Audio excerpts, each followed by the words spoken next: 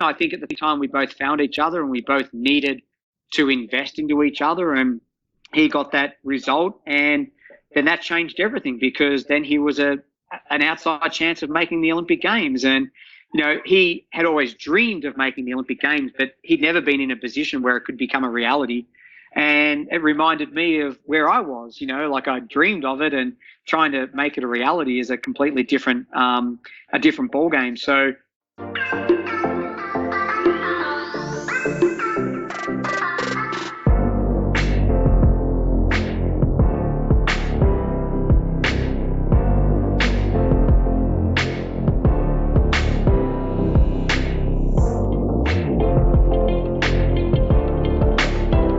welcome listeners to episode 21 of the Running Guide podcast, where I aim to provide informative content and interviews with elite athletes from around the world, like in today's episode where I'm chatting to one of the finest distance runners Australia's ever produced, competing at 3 consecutive Olympic Games in the marathon distance, Sydney, Athens and Beijing, and being the man that finally took out the great late Ron Clark's 5,000 metre national record that stood for 33 years when he ran 13:14:82 at Olympic Park, Melbourne, back in '99. Welcome to the Running Guide podcast, all the way from Boulder, Colorado, Lee Troop. How you going, mate? Thanks. Oh, great, mate. Thanks for having me. No, fantastic, mate. Well, I've been looking at the weather over there, mate. I'm in cold, frozen Canberra at the moment, and you guys are getting some mid-30 degree days. I wouldn't mind some of those, yeah? No, it's been great. So the weather's been really hot in this last week, but yeah, no complaints at all. Yeah, for sure, because you guys are sitting at 1,600 meters there, and it still gets to the mid-30s. Yep, the summer is hot. We can have it. We had it at 36 the other day, so it can get extremely warm. Yeah, right. Do you ever get a 40 degree day there, or? We had a couple that have gone close, but being as high up as what we are, it's uncharacteristic. But you could. Yeah, sure. And what about the coldest day in winter? How cold does it get? It gets down into the minus, so it can be as low as 0 degrees Fahrenheit, which is going to be like minus 10, 12 or so forth. But I don't get out a lot in the winter unless I've got a coach, and then in the summer I try to get out as much as I can, and then in the spring and the fall the weather it's usually pretty good. It's anywhere between like 20 and 25 degrees. Yeah, okay, cool. Look, I'm pretty eager to chat about the present and future, but sticking with the usual opening routine to get the listeners up to scratch with your running history, I'll just sort of run through your PBs, and if you can sort of fill us in on any sort of standout memories you have surrounding these events. Yep. Right, so we'll head back to 98 in Darwin, mate. You ran 3:50:20 for the 1,500 metres. Yeah, I've run 3:46.1, and I ran that at it used to be an old Melbourne Interclub A-grade meet that they used to have on a Thursday night in November, sort of late October, November, leading into the Zatopek. And I think I did that in 1996 or 1997. Okay, yep. I mean, the IWF profiles aren't always accurate, are they? That's why we always got to run through them. They probably hadn't heard of Australia at that stage. For sure. Alrighty, 3,000 metres, 7:41:78 in 1999 in Sydney. Yep, that was taking on Lucas Kipkoski and Ben Mayo, and finished fourth. I got pegged on the line by a guy called Brian Wilson. Mona come racing out on the track and told me that I'd broken Sean Crichton's Australian record, which I replied to, what is the Australian record? I had no idea. And at that stage, I'd missed it by 1/10 of a second. Oh, okay, right, yeah. Wow. And Sean wasn't there that night? No, he wasn't. Okay, awesome. 5,000 metres, 13:14:82. Now this is a special night. Referring back to the intro when you broke Ron Clark's record, you beat it by 2 seconds there. And when Ron ran that 13:16 in Stockholm, that was also a world record back in 1966. So 13:14:82, and that was a big step up from what you'd ran previously. Is that correct? It was. I'd run 13:36, 13:37. I might have run a 32. I can't recall, but I certainly hadn't been in the 20s. And again, we had Ben Mayo and Lucas Kipkoski. Lucas Kipkoski was number 2 in the world. Ben Mayo was number 4 in the world. We had perfect pace setting by Graham Hood from Canada. And we were just clicking off 63s. We went through 3K around about 7:57, 7:58. And this was only probably 5 days to a week after I'd run 7:41. So the pace had felt really slow to me. And so I tried to take the lead with 5 laps to go. Lucas wouldn't have a bar of it. Then tried to take the lead with 700 to go. Again, Lucas wouldn't have a bar of it. And I was able to hold on to him until about 180, 200 metres to go. And he blew my car doors off. And I crossed the line knowing that I'd broken Clarkie's record. And still to this day, probably one of the proudest sporting moments I have. Yeah, I bet. That would have been fantastic. Did you get to speak to Ron? Ron was still with us then. Did you get to speak to Ron Clark after that? I became very good friends with Ron after that. I got a phone call from Ron the next morning congratulating me on the performance. Then I started doing a few things with Ron. He was the mayor of the Gold Coast at the time, and they had Runaway Bay, so I'd spent a bit of time up there. Got to know him a lot in '99 when we went up there for a training camp leading into, hopefully what we were going to do in 2000 up at Runaway Bay. And then I started a track race in 2005 in Geelong, which was known as the Ron Clark Classic, which was to celebrate the 40th anniversary of when Ron Clark broke the world 20K and world 1 hour mark down in Geelong. And I had John Landy and Ron Clark. I had the Minister of Sport at the time, Justin Madden. We had Mona. Mona broke the world record for over 40s. Robert De Castella, Pat Carroll. I got to know Ron very well. Yeah, fantastic. Look, 10,000 metres. Now, this is PB over there in Inglewood, New Zealand, 27:51.27 in 2003. That was the Kiwi National Championships. Now, that also reminded me of a former guest of the show, Jonathan White. Now, he also ran his PB there. He ran 5 seconds behind you in 27:56. Now, first of all, let's talk about that event, and then I can see that you would have come across Jonathan White a fair bit in your running career. Did you sort of get to know him as a mate, or? Yeah, I did. Jonathan was on numerous teams, World Cross Country, Commonwealth Games. Also did some training with him in Boulder, Colorado in 2002.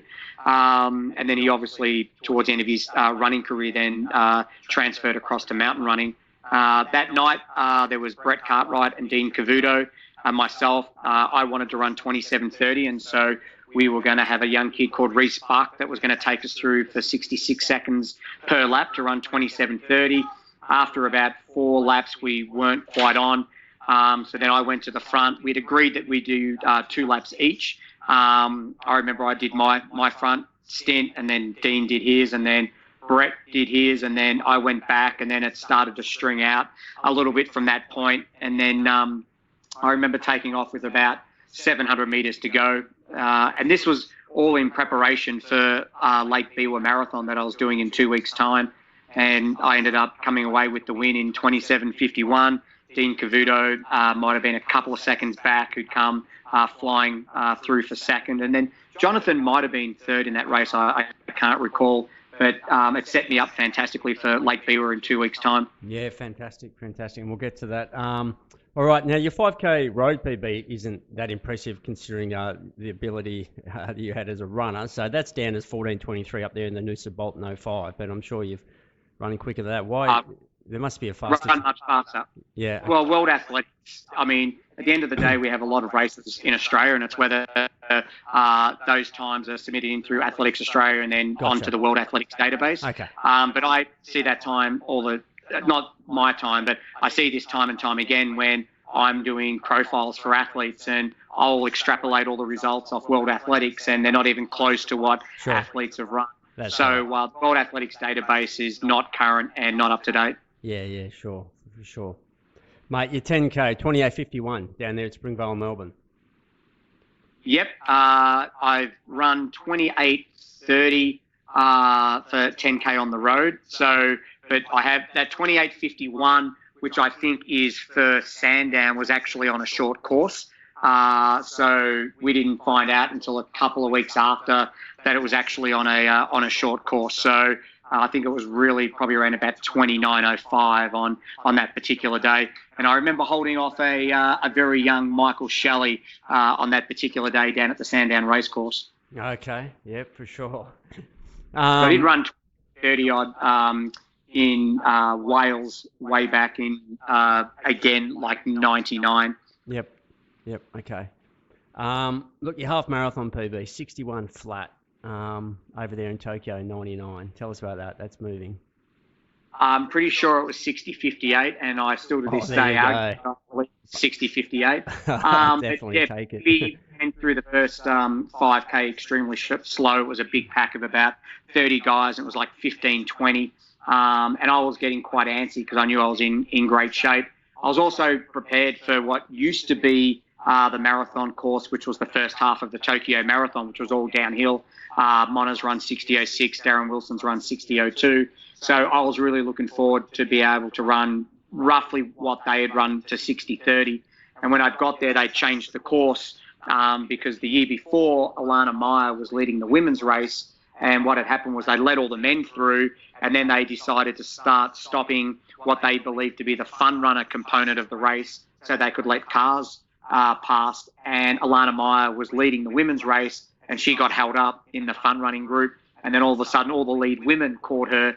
And so by the time the police had let them through, Alana still went on to win, but it had changed the dynamics of the race. So they moved the race out to a place called Rainbow Town, and it was an out and back course, but we had to cross over a number of little bridges that would open up to let boats through. So I was disappointed we didn't get to run the same course so I could compare myself to Darren Wilson and Mona. But in the race, you're still racing for a time and also for a place.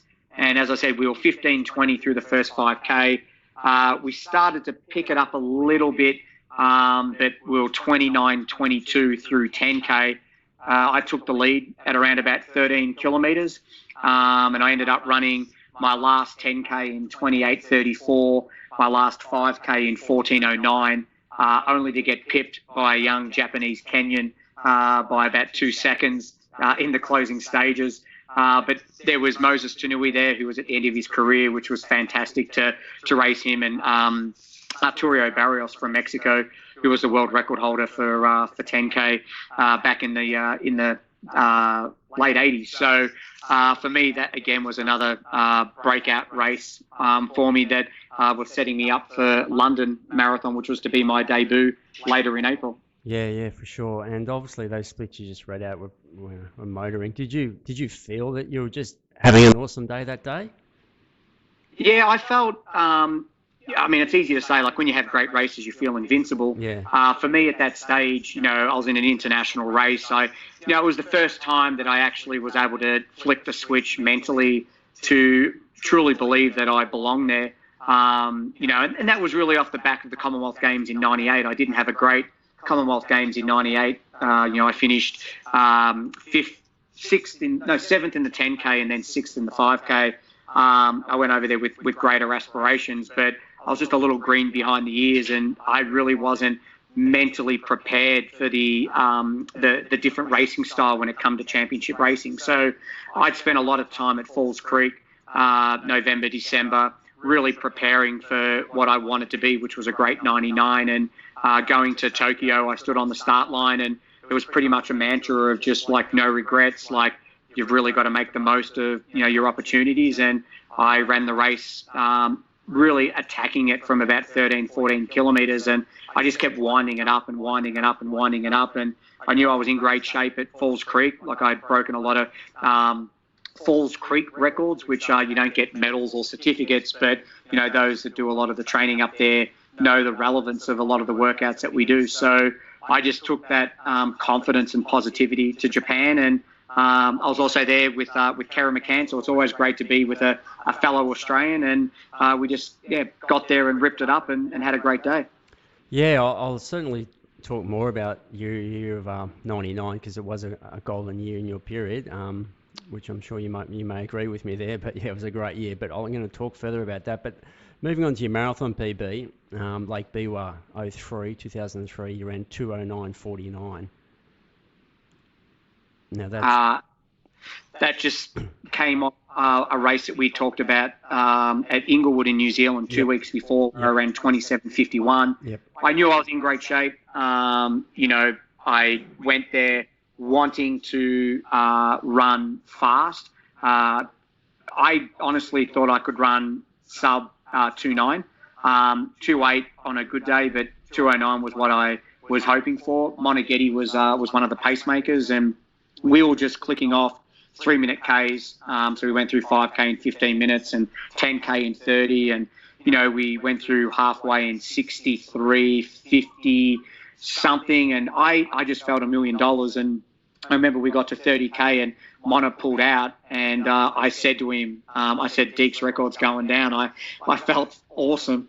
Then about 35K, I got hit by a truck and the wheels started to come off. And I ended up running 2:9:49. But the first 33, 34 kilometres of that race, I was certainly on 2:08 pace and having a great day. Just got into that last 5 miles, the last 8 kilometres, where that's where the race can turn on you. And I just then started to grind and really dig deep and just to try and hold it together to break 2:10. Yeah, for sure. All right.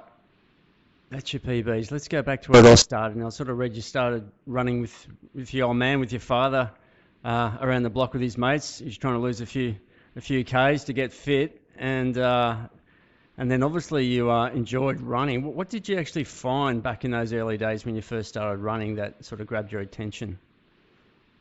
Primarily, I think the thing that I loved the most was I got to run with my dad. I mean, Those that have a relationship with their mothers or their fathers, you want to emulate them. And my dad wanted to get into running to lose weight. And at the time, De Castella was the household name. And my dad idolized him. I remember Commonwealth Games 82 and then LA 84 and Commonwealth Games again in 86. And my dad bought all the books, Train Like Deke, Race Like Deke, Eat Like Deke. And, that's what my dad wanted to do. So I used to come home from school, and when my dad got home from work, we would go out and run around our local estate block, which was about 3 kilometres. And, that led to things that we were doing at primary school, such as the Life Be In It program, where for every kilometre you ran, you got a certificate. And I like to accumulate the certificates. So I would run morning before school and then at lunchtime and then with my dad after school. And I loved it. I played Aussie rules football, and I played cricket, and I played basketball, and I did karate, and I did all these things, but running just seemed to be the sport that spoke to me the most, that I enjoyed. And my dad was pretty tough. I couldn't just turn up to a fun run unless I'd actually trained for it. My dad was all about that, in order for you to enjoy the benefits of something, you need to actually do the training and put in the work. So if I didn't put in the work, my dad wouldn't let me run. So I would train with him as often as I could, and I ran primary school sports. I wasn't that great, but then we got to high school, and I ran through high school. And again, I played high school sports, but the sport that spoke to me the most was running. And, I was great at year 7 at a local level, but I certainly wasn't at a state level. And just each year, I just kept setting the benchmark that I had to improve on the previous year. So from year 7, where I was a good local runner in Geelong, so then all of a sudden, by the time I got to year 12, winning my local region, winning the Western region, winning the state championships, and then winning the National Schoolboys Championships, I finished second overall in the Australian Under-20 Championships to Brett Cartwright. It was just something that, as I said, I enjoyed. I didn't get injured. Getting out there and training hard wasn't foreign to me, and the results came over time, which, if I look back on my career, I certainly wouldn't have been able to have had the success that I had if it hadn't been for those very early formative and junior years of enjoying a sport and continuing to do the sport because I loved it. Yeah, fantastic. No, that's so important. Yeah, it's great. And obviously that talent was recognised because you were picked up and you went over to the States there and did a college scholarship over there in South Plains College over there in Texas. So how old were you when you went over there? So I was 18, going on 19, so I'd graduated. It was only a junior college. I'd been asked to go to a number of NCAA Division One schools, and I was going to go, I wasn't going to go, and then I got to a point where I decided that I was going to go. And by the time that decision was made, my scholarship had already gone. You have to do SATs. My SAT score wasn't that great, so it was just like, why don't you go to a junior college, do that for a couple of years, and then you can make a decision which college you want to go to. And I didn't know the difference between NCAA, NJCAA, which is National Junior College Association, NAI. I thought that everything in America was like Beverly Hills 90210. I live in Geelong, so I flew all the way over there with my surfboard. Unbeknownst to me that my school was in the panhandle of Texas with the closest ocean about 8 hours away. So it was a rude awakening getting over there. But just like my junior career, where, I followed my dad and, idolized my dad, I had a great coach who had coached a number of outstanding athletes, Brian Sheriff from Tanzania and Philemon Hanik from Zimbabwe. And I, bought into his program. There were a number of athletes from Kenya, Tanzania, Morocco, and we got to race some of the best schools in the country. So a lot of people think NCAA is the premier division, which it is, but NAI actually have the better athletes. They have more African athletes in that division. And so I got to race some of the best athletes in the country, and I wasn't that great in my first race, but through the belief of my coach and, just that desire to improve on performance after performance, I got better, and I ended up being a five-time All-American, again, at National Junior College. I don't want to sell myself that, I'm smarter than what I am, but I got to race the best athletes in the country, and, I got the nickname the White Kenyan, and I just thrived on racing the African athletes, and it got the best out of me. And after a couple of years, I decided that I didn't want to do the NCAA Division One division. I had scholarship offers from Arkansas, which was the best college at the time, University of Texas at San Antonio. I just wanted to come home. This was at the end of '94. The start of '95, because I thought I could be an outside chance of making the Atlanta Olympics. Yeah, okay. So you were just running track there. Were you doing any cross country running at that stage in the States, or? Yeah, cross country, track and road. Okay. So I was pretty fortunate to win a few road races and race a number of track races and cross country races. Yeah, right, yeah. And you fit into the system fine? No, not really. I don't think the system was designed for a kid at 18, 19 from Geelong that liked to go out and liked to drink and liked to party and liked to, be the life of the party, so to speak. Lived hard, trained hard, raced hard, and I got to poor old Lubbock, Texas, or Levelland, Texas, outside of Lubbock, and it's in the Bible Belt. You can't drink till you're 21. There's no bars, there's no pubs. It's a pretty regimented, small little town. So hence my desire after a couple of years to come home to back to Australia and race in Australia and see if I could make some Australian teams. But in saying that, the opportunity to be in a foreign place and to be in an environment that was extremely foreign was extremely difficult.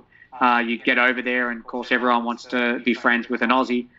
But you sort of realise after your first couple of goes that a lot of the people that want to be your friends and befriend you aren't going to be the friends that you end up with at the end of your time there. So it was a tough transition to learn how to cope on my own with no family, no friends. As I said, in a extremely remote part of America, way up in the panhandle of Texas. But I think that also hardened me up to be a great international athlete, so that when I did travel, having dealt with the hardships of being in a small town on my own, traveling to all these European places, I was able to deal with it like water off a duck's back. It became second nature to me, and I didn't find those hardships nowhere near as difficult had I not gone over to America and been part of their system. Yeah, for sure. I mean, it'd certainly be easier these days. Back in the early 90s, there wasn't, internet was just on its way in, and all these ways of communicating weren't around. So, it would have been a lot more difficult back in those days as well, just to have that communication back home. Yes, definitely. I mean, just to make a simple phone call back home, you're looking at, $10, just for a 5-minute call. Like, we didn't have the internet. We didn't have mobile phones. Everything was just a handwritten letter. So, like I said, it was a tough transition to be so far away. And I remember I got there and my parents had given me a one-way ticket, and I said to them, when I come home, I'll give you a call and we can pay for the return flight. And I was only there 3 days before I called my parents to come home, and my mum basically said, look, we knew you'd do this and we'd like you to be there for a minimum of 6 months, and hung up the phone. So I ended up lasting a year and a half, nearly 2 years. And I think that tough love certainly proved to be beneficial, primarily through my running career, where there were a number of hardships that I had to face. But having known that I'd done it time and time before, I was able to get through it a lot easier than probably other athletes that hadn't gone through what I'd gone through. Okay, yep, for sure. Now, as you mentioned, you're in Geelong, then you went over there, the scholarship, you've come back. Is this around about the time you decided to move to Ballarat, home of another great Aussie runner, Steve Monaghetti? Was it around about that time? Yep. I moved straight home. I said hello to my parents and I drove straight to Ballarat. So yep. I realised when I was in the States that, by training with great athletes, it got the best out of you. And Geelong didn't really have, at that time, athletes that I felt could challenge me. And I also knew that Monaghetti had already been to the Olympics, and he was trying to make the 96 Olympics. And so for me, it was a case of that if I wanted to, be one of the best runners, I should train with one of the best runners. And Mona was already at that stage a two-time Olympic athlete. So I came home, said hi to my mum and dad, and within half an hour I was on the road to Ballarat to start my career of training with Mona and becoming a better athlete. Yep. Now, you guys went on to form a pretty solid mateship that you're still obviously very strong today, but those early days, was it like that, or did it take a while for you guys to make a connection, or how did that sort of play out?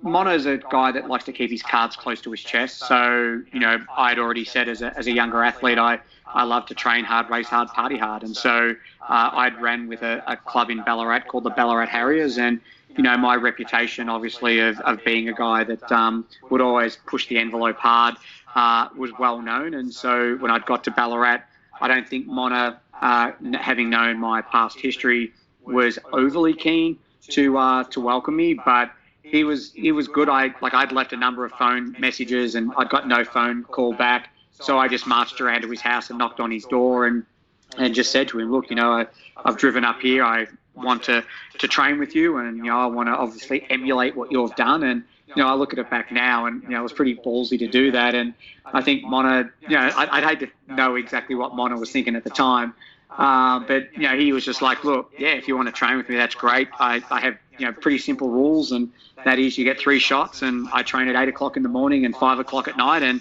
I'll give you 3 chances, and if you blow them, then pack your bags and don't worry about training with me. And for me, I'd already consigned that I was just going to hunt him down until I found him to be able to train with him. And basically it took, I'd say, probably a couple of months for Mona to get to know me. And Mona had always gone to bat for me. So when people would, have a formed opinion that they had formed from someone else, and it's the old don't let the truth stand in the way of a good story. Mona was always, there to go to bat for me and just say, look, he's not that guy, and that's not what happened. And if you know him, he's one of the most loyal guys that you will meet. And so my friendship with Mona obviously grew and grew and grew to the point where I travelled a lot with him and his family. And so I know Tanya very well, and I know their kids, Emma, Laura, Matthew and Olivia, and I'm godfather to Matthew, and we formed a great relationship. And particularly in those early years of not necessarily 95 because I was injured, but 96, 97, 98, as I was developing as an athlete, a lot of what I learnt beyond that was what I'd learned in those early years with Mona, what it took with training, what it took with commitment to get, physical therapy and massage every week, to do all the 1%ers to keep yourself healthy, from icing and stretching. And, it helped me seeing someone do that firsthand, knowing full well that seeing that's what I knew I had to do. When we went on training camps, those training camps weren't fun. It was just hard training. So that set me up really well, but it forged an unbreakable friendship, which we still have today. Yeah, no, that's awesome. Obviously, he taught you that professional approach to running. And obviously a lot of that, you talked about training with him physically, but obviously, as you mentioned before, a lot of mental guidance there, I guess you could say as well, how to approach it mentally in training and on race day. Yes, absolutely. I mean, there was a massive difference between what we did in training and what we did in racing. And I've said this, time and time again. Mona taught me to be a better racer.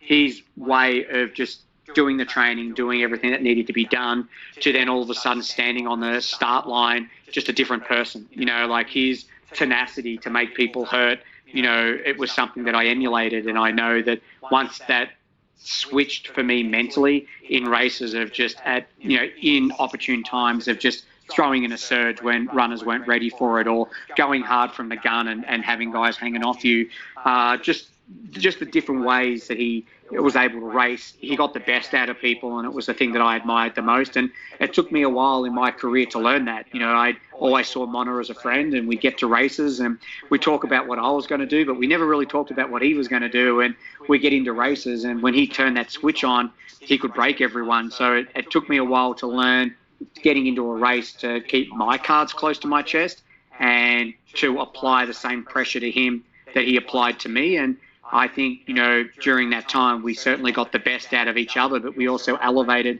the Australian distance running, because both of us were up the front trying to beat the living daylights out of each other in a friendly rival way, but it also elevated everyone else to get on that train and go along with us. So I have a lot to be thankful for when it comes to Mona, not only from the friendship and learning a lot from training to be a better elite athlete, but what it took to race and to make sure that when you cross the finish line, every ounce of energy was done, and regardless of the result, you just needed to know deep down that you got the best out of the people you raced against. Yeah, that's fantastic. There's a lot of good stuff there, mate. That's awesome. Look, I just mentioned 99, which is a great year, and we're going to talk about, well, just for the listeners, I'm just going to talk about some of those years leading into it, and these are just some highlights I grabbed, but you can obviously talk about some other ones that I've missed there, mate. So 95, you just got back. 95, you would have already moved to Ballarat. Now 73, so you're 18 years old, and you ran 30 minutes 41 seconds at Zatopek. That's not a bad time as an 18-year-old, finishing 22nd overall. Yeah, so that one in 94 wasn't a great race for me, because I'd come back from the States. I'd raced an A-grade 5K, and I think I was 21. So, yeah, that would have been 94. So I was 21. I'd run 13:50 something in a 5K. I remember there was Rod DeHyden, Sean Quilty, Robbie O'Donnell. It was the last big race that we were having before Zatopek. And then 2 weeks later, we had Zatopek. And I remember no one had seen me. I'd been in the States for a couple of years. So running that 5K was the very first race that I had done since being away. So I had shocked a lot of people because, A, no one knew when I was back. But then also everyone had known me as a great junior athlete. I hadn't raced as a senior. So I was really determined to have a great Zatopek in 1995. I was there with 5 laps to go, and then I got a stitch, and I went out the back door, and in 5 laps I got overlapped, and I crossed the line in 30:40, which was a really disappointing run, because I had set myself up for obviously having a great run and wanting to run 29 minutes if I could, but that didn't happen. So it was a disappointing one, but one of those ones where I was like, all right, I'll live to fight another day, and we'll get ready for the next one. Certainly. And the year later, you did run 29:05 at Zatopek, finishing 10th. You also ran 13:54 for a 5,000 metres at the NSC Classic in Melbourne there. Yep. So 13:54, would that have been a PB at that stage? It must have been. Yeah, it was. Yeah. Yep. Yeah. By how much? Can you remember? It wasn't by much. I'd always been hovering around that 13:58, 14:02 mark. So if I hadn't have gone, I did. I'd gone under it when I first got back from the States. So yeah, it was definitely a PB, but it would have been by a few seconds. Okay. 97. the same event. You've ran 13:36 at the 5,000 metres at the NEC Classic, finishing third. And you also took out the City to Surf there, up there in Sydney in 40 minutes and 55 seconds, which, sub 41 these days doesn't happen that often by Aussies. And obviously, Monners was always running low 40s. But yeah, sub 41 doesn't happen so often these days. So tell us about that race. Did you, obviously, I'm not going to be silly to say, did you go into that race to win? But who was around you on that day? And tell us how that sort of unfolded. So that race, I think we had Shorten Crichton. He'd come back from the World Championships to run. But there was a young standout Ethiopian athlete called Mizan Mahari. Julian Painter had won the race, I think 2 years earlier in 94. So I thought I could win. I'd won the Lake Macquarie half marathon that year, which was the Australian Championships. I ran 13:36 in that 5K racing Paul Beatock. And I'd run on pure aggression. I'd got overlooked for the World Cross Country Championships in Italy that year, and I'd gone on a little bit of a rampage. In April, I went to a place called Steingarten, had the Steingarten Challenge in Adelaide. It was a handicap race, and I ended up winning that. I'd won a number of Victorian races in the cross-country season. And then I'd won the Australian Half Marathon Championships. I ran 63 minutes for that and had won that pretty much from the gun. So I went into City to Surf knowing that I could win, but then also respectful of, how tough that course can be. And I'd also just signed a Nike contract in 96. So all things were moving in the right direction. And I knew that Mona had won it, and I wanted to emulate that. And it was a tough race. I remember I had Mizan Mahari. I took off going up Heartbreak Hill and got to the top of Heartbreak Hill, and Mizan Mahari was still on me. And luckily, after you get up over Heartbreak Hill, there's like 2 or 3 really tough rolling hills. And I just kept pressing the hills to try and break Mizan. And Mizan's a great track runner. He's got great rhythm, and he really feels and rolls off the rhythm that you've got. So I just treated it like a cross-country course that we've got in Ballarat that we were doing every Saturday over the Benson's Hill course. And I just kept crunching the hills, and I'd get up over the top and I'd crunch the next one. And I finally broke him on the third one. And then it's just a long downhill hill all the way into Bondi before you take that turn and then finish on the beach. And, the crowd was going great. I remember as I've broken Mizan and I'm running into Bondi, a girl that was dressed as Wonder Woman come by me on rollerblades or roller skates. And I was just like, what the hell's going on? I just got to keep the head down and keep the concentration going and cross the finish line. And, winning that race was fantastic because it set me up for a couple of years to work with Westpac, which a year later was then known as the Bank of Melbourne. And they were a big sponsor of the Sydney Olympics. So I was able to get a thing that was called OJOP, the Olympic Job Opportunity Program. And I was an ambassador for Westpac because being in Sydney and Westpac, that's where their home is, winning the City to Surf, it was relatable to everyone that lived there. So I got to do a lot of public speaking. And in Ballarat, Westpac became Bank of Melbourne. And I got a great job where I worked 20 hours a week, but then I also got 20 weeks paid leave to go and travel and race. So it set me up really well. But, back to your point, I thought I could win. I'd had a great 97 where I said I'd won a number of races and I'd been unbeaten for a number of them. So I just took that confidence into the race, but then also knowing the magnitude of who before me had won. Deke won, Mona had won, like all these great people had run and won it. And I wanted to follow in their footsteps. Yeah, no, fantastic. And yeah, like you said, it's amazing what came out of that win for you. And, you've built a reputation of a man who loves the hills and still believes in lots of hill training for strength. And clearly that worked for you on that day. So, yeah, it's fantastic. It's a tough course to run, the old City to Surf. I find it very, very challenging. It's certainly got everything in there to test you as a runner. Absolutely. Yeah.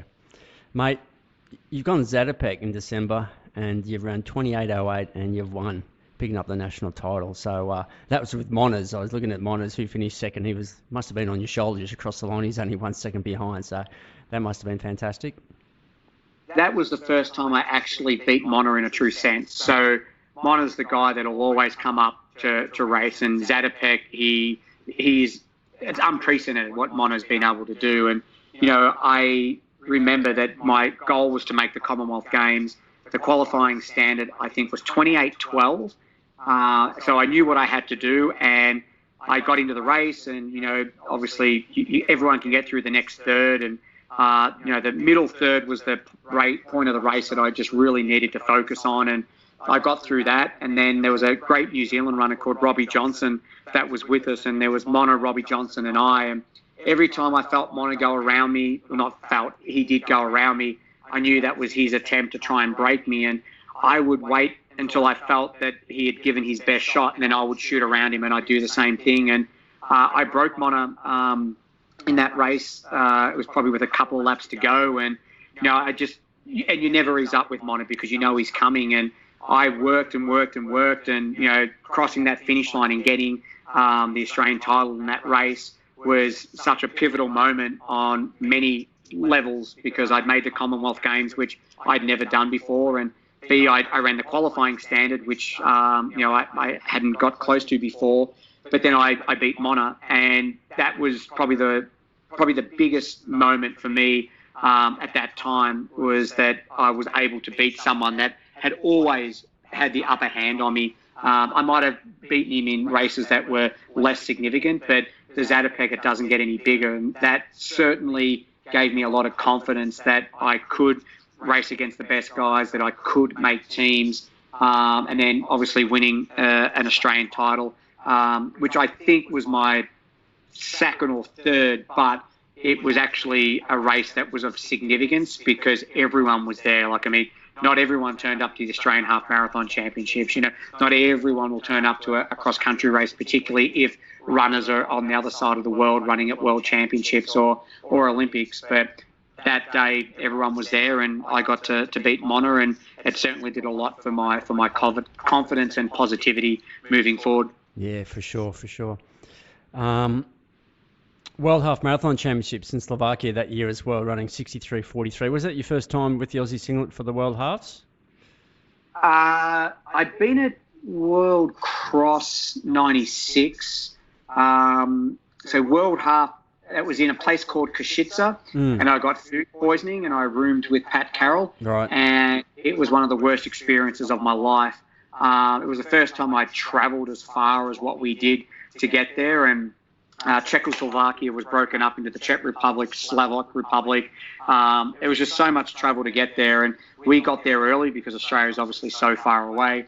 And I flew with Pat Carroll, and a couple of days before the race, Pat woke up and he was just like, "Crikeys, what has gone on here?" And, you know, lifted up the windows, and I unfortunately got food poisoning, and I was not in a good way, but I was able to get a vitamin B injection just to be able to get up for the race.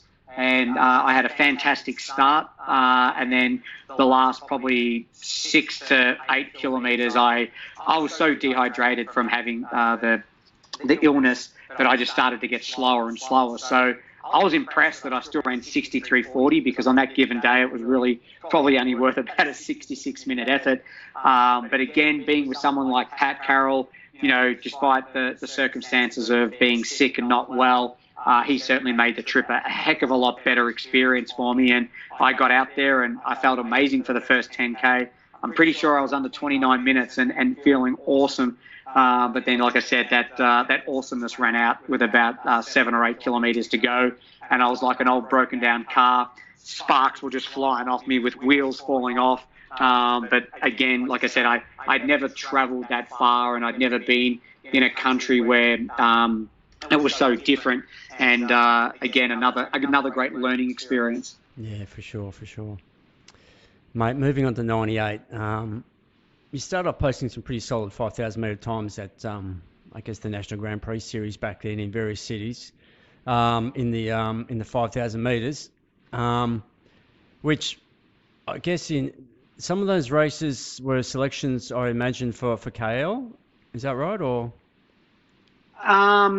No, I can't remember. I really can't remember. I know that I'd qualified for the 10K off Zatopek. Yep.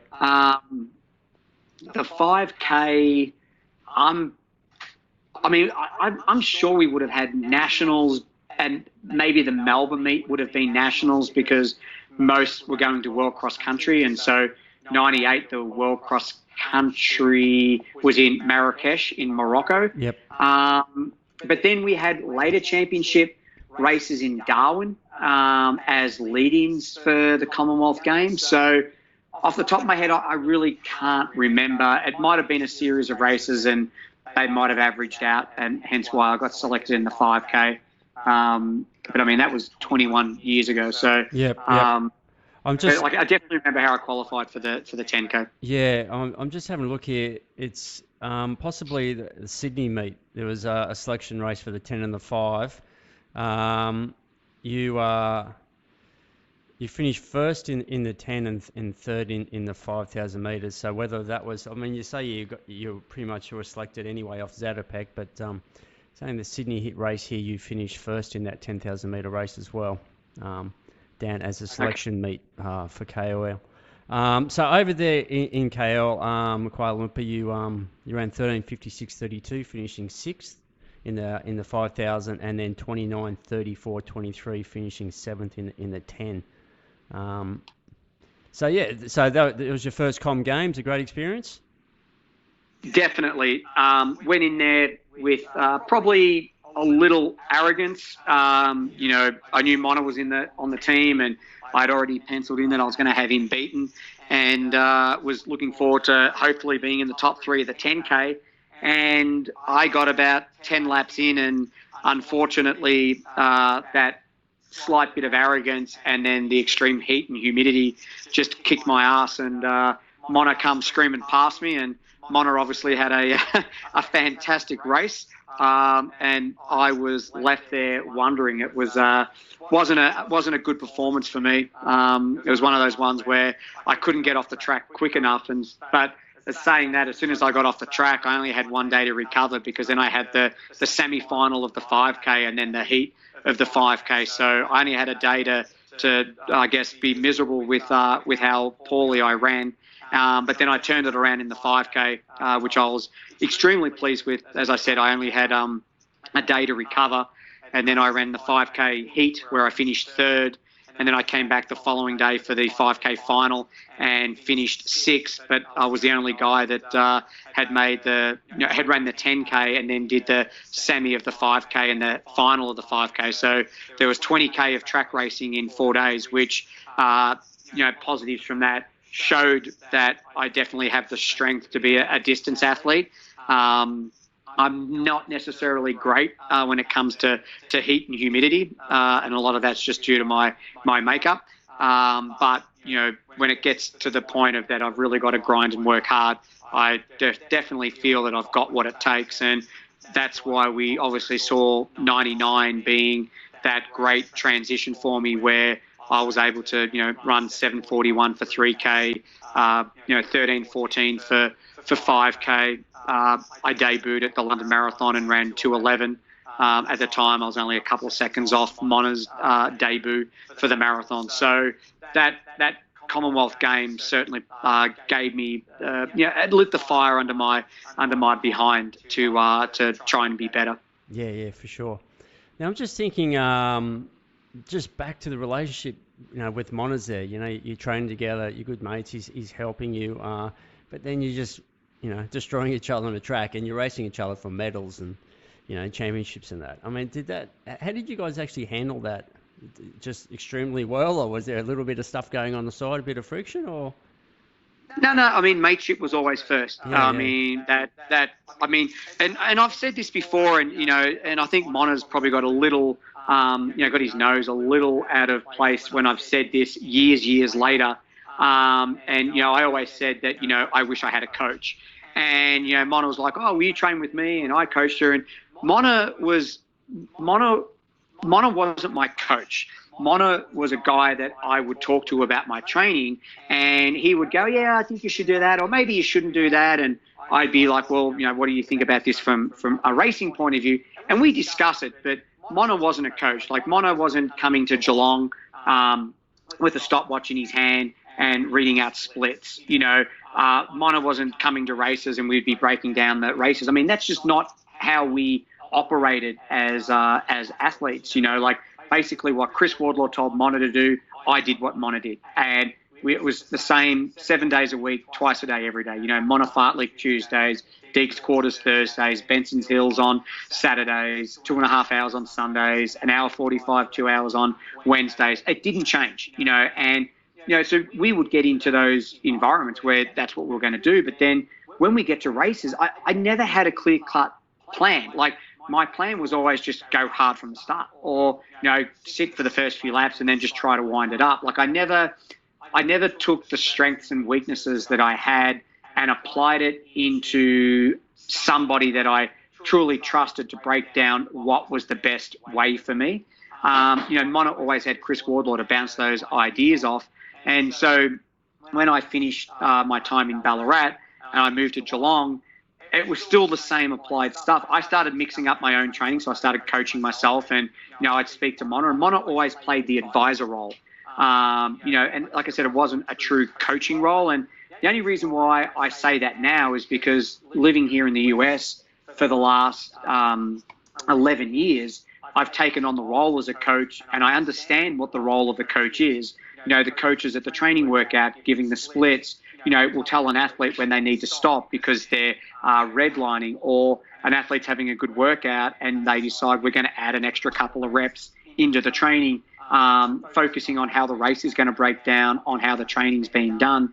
I just trained hard all the time. Like, I never had a filter of, if I was doing a workout and I wasn't feeling great, that I should change the workout or do less reps. I just did exactly what I wrote on the training schedule that 3 or 4 months earlier I'd spoken to Mona, and we just said, yep, that's what we're going to do.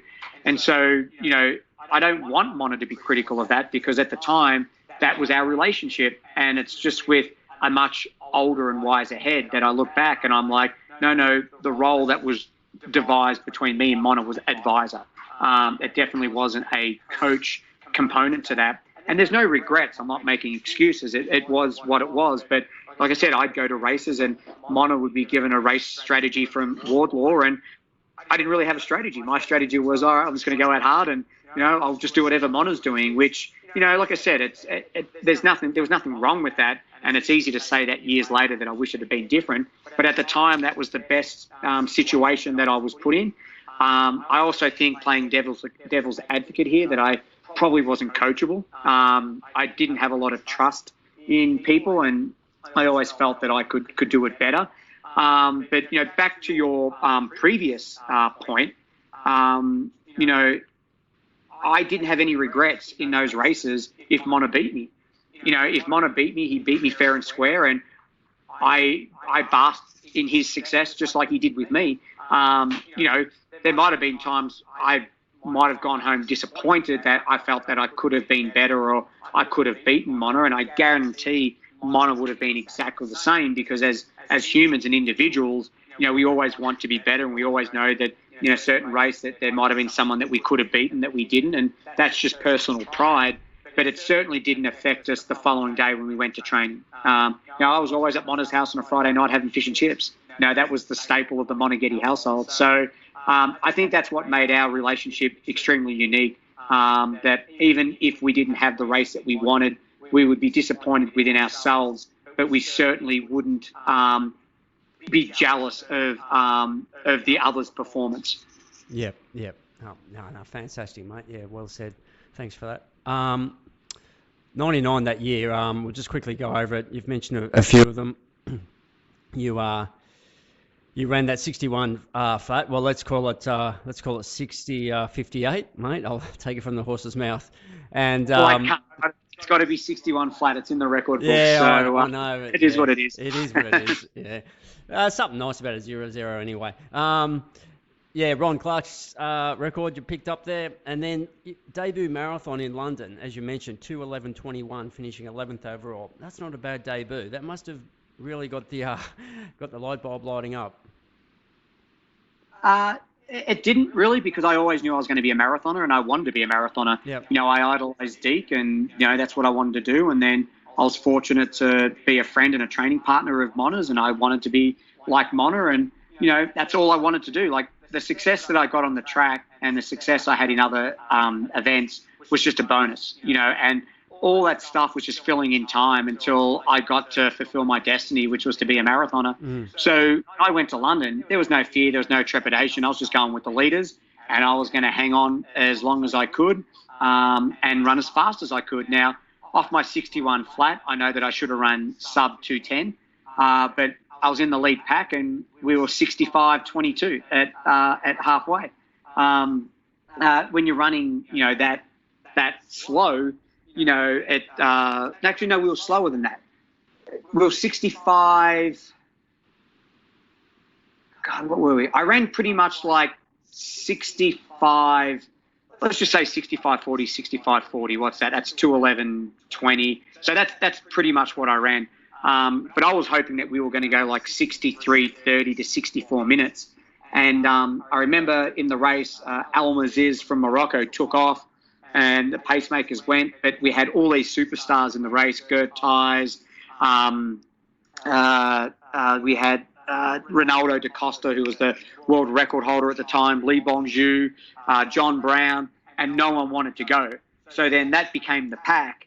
And so, like I said, we were slow through the first half. But it might have been 65:22, and then I ran 65:59.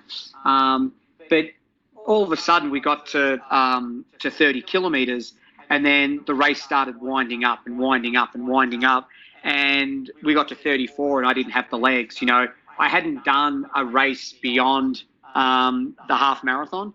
And so it was my first marathon. I ran out of gas, and I got dropped with 5 miles to go, and I just had to grind it out. But, I ran 2:11:21, and I was only 3 seconds off Mona's 2:11:18 that he ran on debut. And, I was happy that I finally got to be a marathoner, but I certainly wasn't happy with the time that I ran, because I knew I was in much better shape to break 2:10. And, it was one of those races where I panicked, right? You've got world record holders, Olympic champions, Commonwealth champions, and no one went with Al Maziz. And so it would have been a very bold move for me to have taken off with him, particularly if I'd got dropped at, 10 miles or halfway.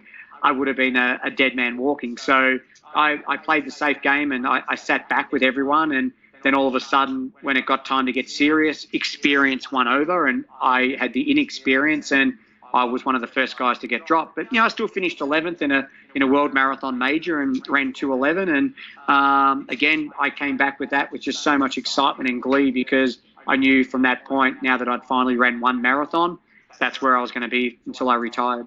Yeah, for sure. It's certainly an impressive first marathon, mate. You also picked up another couple of Aussie singles that year, the World Cross in Belfast, and you ran the 5,000 metres at Seville at the World Champs there, finishing 12th in 13:42.96. Was there any other, what other Aussies were on the team back then in 99? In 99, I think Crichton might have been in the 5K. I think it might have just been, and Mizan Mahari were in the 5K. I'd actually qualified for the 5K, 10K and marathon. Yep. And the only event that I wanted to run was the marathon. And the only event that the head coach at the time, Chris Wardlaw, would let me run was the 5K. The 10K ended up becoming a straight final. And then the 5K, I got ran out of the heat. So I was the first non-qualifier to not make the final. And then I had pressed for the next 2 days for them to allow me to run the marathon, because there was only 4 guys that were running the marathon, but they wouldn't let me run. And so I certainly, at that time in 99, saw a little bit of a changing of my own mental attitude. I'd broken Clarkie's record, which was great, and I ran 7:41, which was great, but everything was in preparation for me to run my first marathon. And then I ran my first marathon, and then all I wanted to do was run the marathon at the World Championships, and the opportunity was taken away from me, and I ended up becoming very bitter at that particular time, particularly with how the bureaucracies of governing bodies work. And, the argument from Chris and some of the selectors at the time was, we'd finally taken 33 years for someone to break the Australian record, and they didn't want to lose me to the marathon.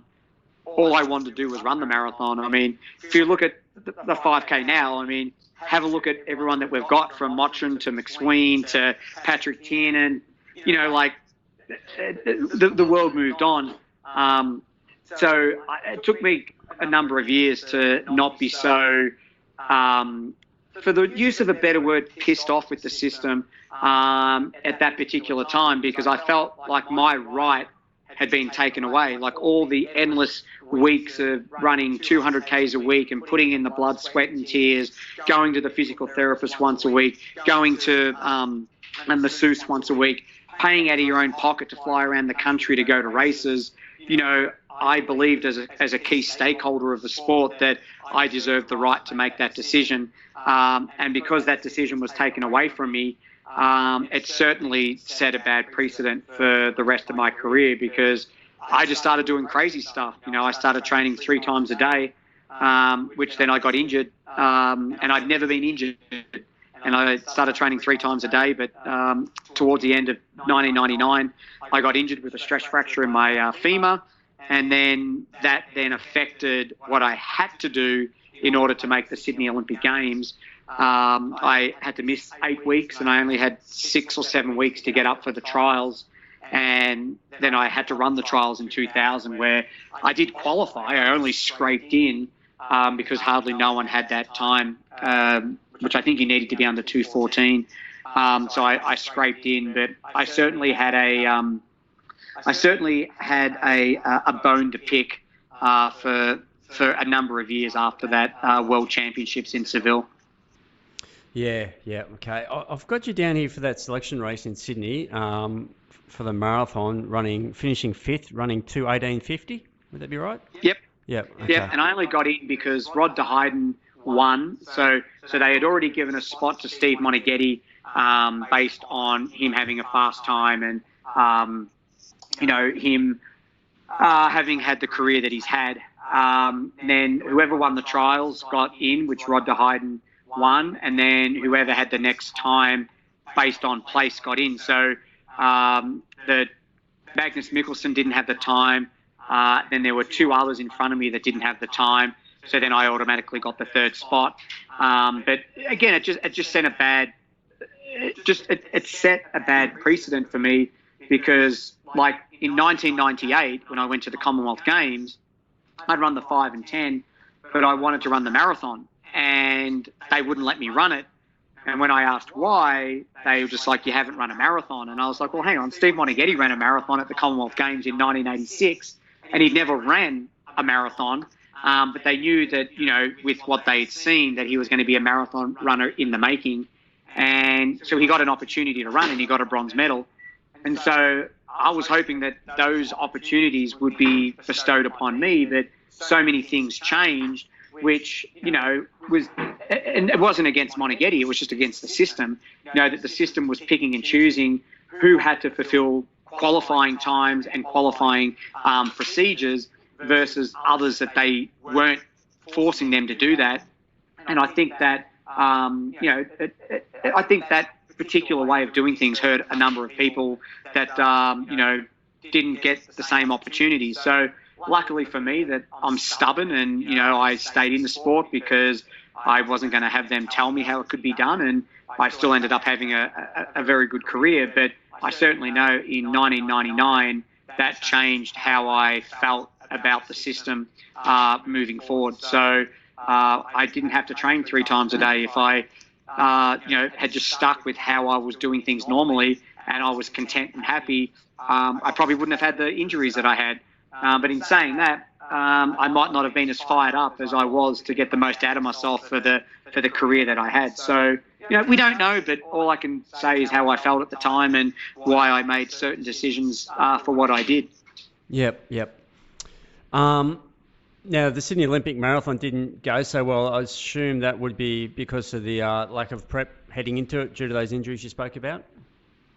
Yeah, so basically once I qualified for the Olympics, I stupidly just wanted to start training for the Olympics, and I didn't ever take the time to address the injury that I had, and I didn't do the stability and the core work and all the things with the injury that I had. So the injury was right up in the head of the femur, and so basically through trying to protect the femur, I had overcompensated the other side. because, the other side's working twice as hard so that the side that's affected and injured doesn't have to have more trauma on it. And I didn't do a half marathon or a marathon. I had qualified for the Olympics. I recovered. I just got back into racing. Did like the 10K and 5K at the track trials, if I recall. And I did the cross-country championships in Melbourne, 12K. But I didn't do anything that really stressed the area. And then when I got into the Olympic marathon, I was fourth at halfway. Like, I was with a pack of 11 guys. I was having the race of my life. It was just it was amazing. And then we went down this slight hill through the city centre before we had to go up over the Glebe Island Bridge.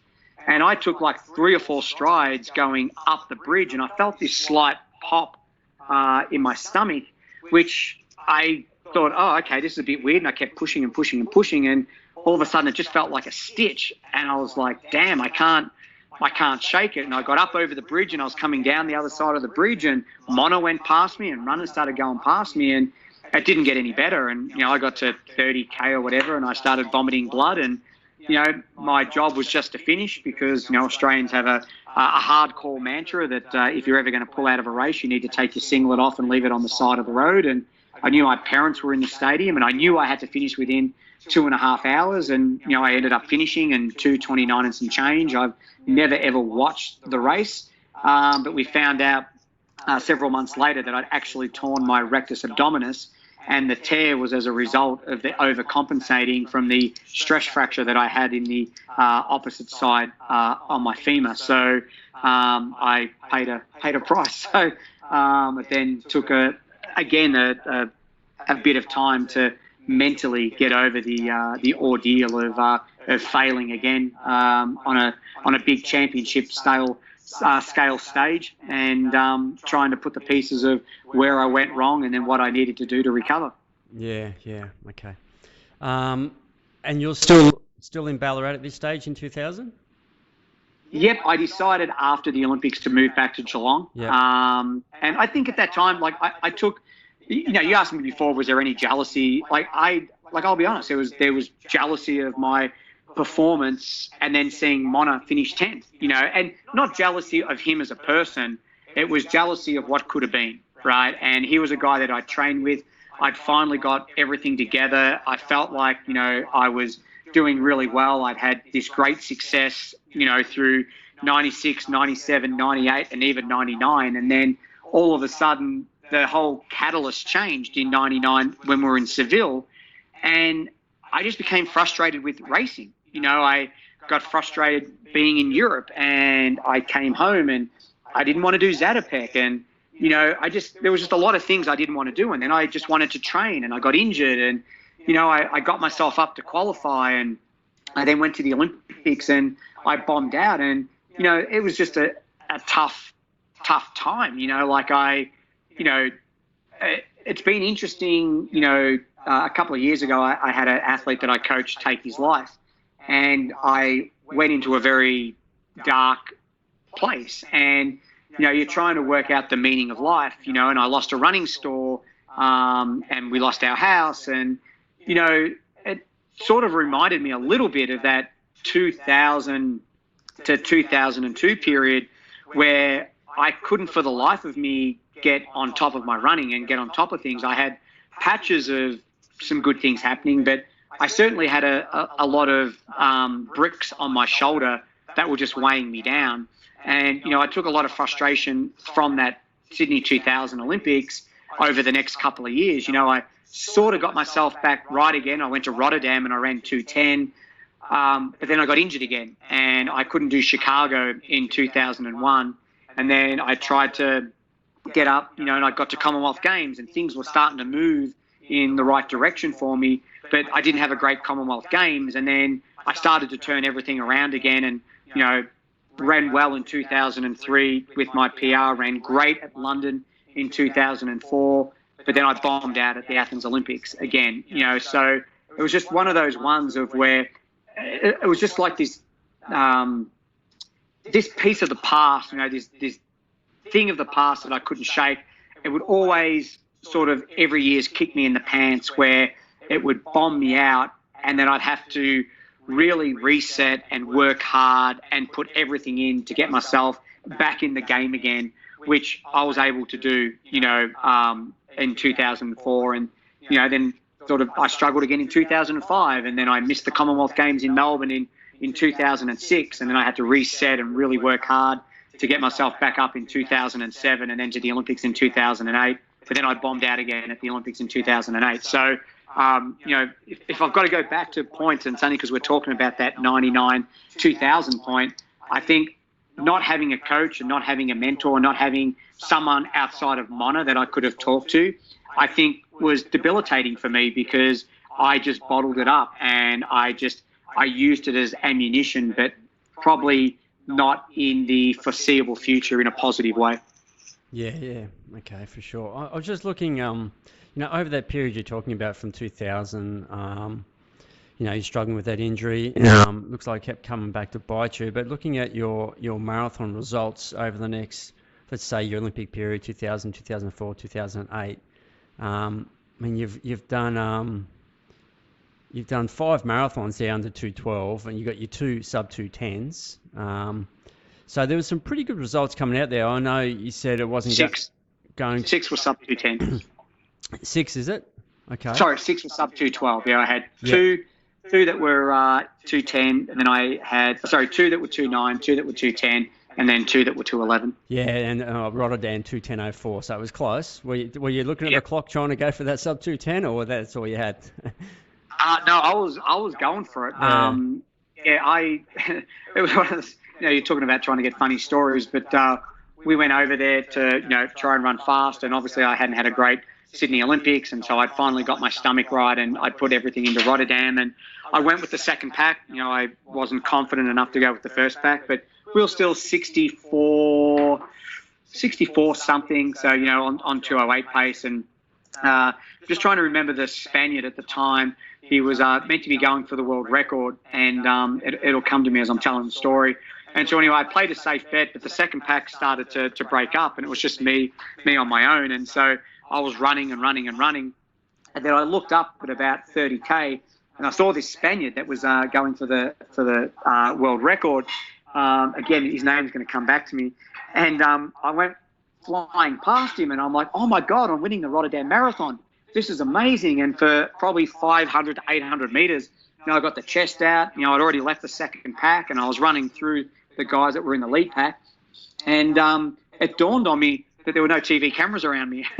And I was like, I don't actually think I'm winning. So I kept running. And then, I turned, and I didn't know I was that close to 2:10. I'd certainly given everything that I had. But, I crossed the line, 2:10:04. I was just trying to find that guy's name, but I couldn't find it either. It wasn't Julio Ray, and it wasn't.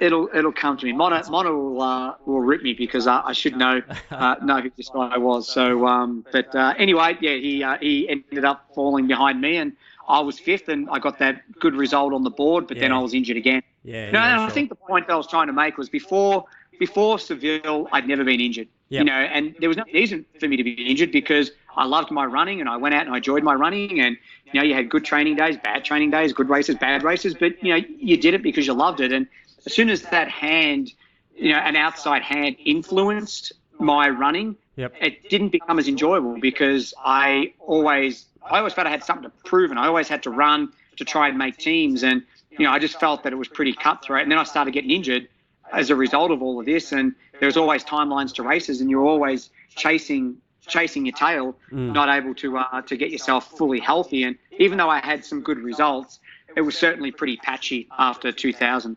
Yeah.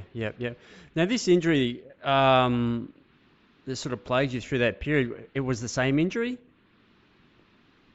No. So, then I got a calf injury. Everything was just related from then, just my biomechanics. Yeah, everything compensating.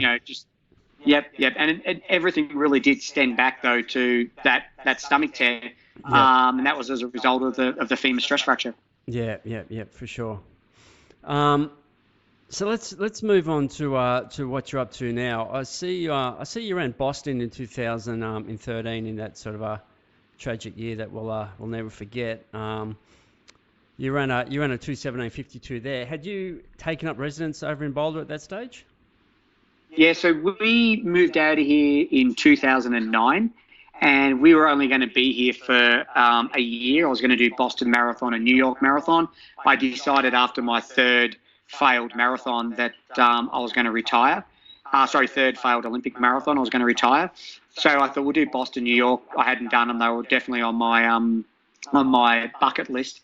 And I ran Boston, and that was in. So I wasn't a masters runner at that time. But I, ran 2:17. I absolutely loved it. I mean, to be in Hopkinton, where the race starts, and then finish in Boylston Street, knowing that over 104, 108 years, thousands of runners had run before me, and I got to run in the same footsteps of guys like Mona and Deke and the greats. It reminded me of why I started running. And it was also a big catalyst for me of then wanting to stay here in the US and just try something different. I knew I was sort of a big fish in a small pond, and I knew that, there was a lot of frustration again from 2000. And I always just felt like, I just didn't find the sweet spot in my running like I had in that 96, 97, 98, 99 period. So we figured, all right, well, why don't we stay here, and why don't we try and make a fourth Olympics from here? And I've just remembered who that Spanish runner was. It was Fabian Roncero. Okay. So I knew I'd eventually get it. Fantastic. So when you say we, that's your wife, is that right? Yeah. Yeah. Did you have kids at that time? Yeah, I had a young 3-year-old, Macy. Okay. Yeah. Right. Yeah. Now, so it wasn't. I mean, obviously you're into coaching, which we'll talk about soon. So you didn't make the move over there with that sort of thought. It was actually over there to a new environment and to possibly make another Olympics. It was still to extend your running career.